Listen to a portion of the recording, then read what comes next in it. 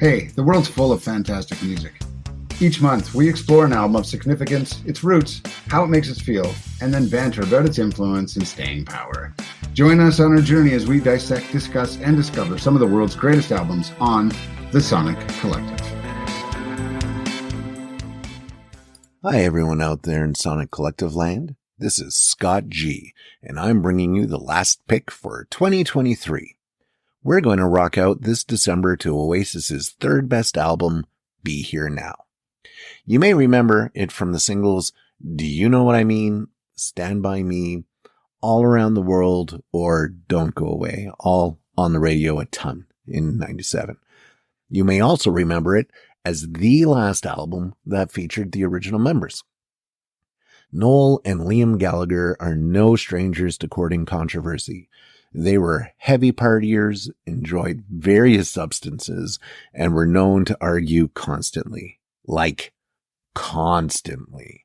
In fact, this album was recorded shortly after the notorious MTV Unplugged heckling event, which I highly encourage you to check out.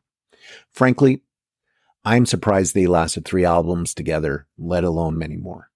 And maybe that manic storm around them and tension between them contributed to the meteoric rise to stardom and quick rise to fame and banging out 3 top albums in 4 years.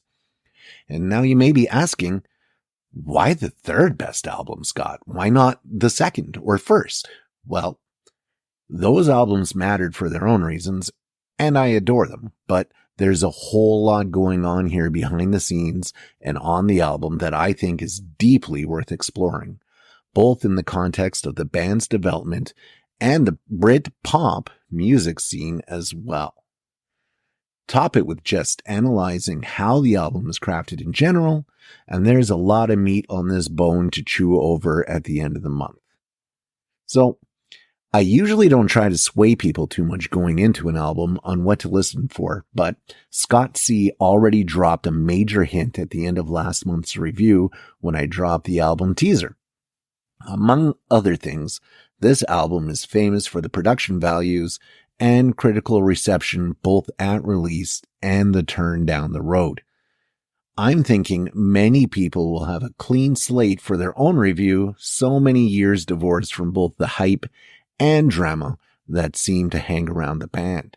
So, with those tidbits thrown in, I'm really hoping you decide to give the album a few spins and join us at the end of December as Darren, Scott, Alan, and I come back together to review Oasis's third best album, 1997's Be Here Now.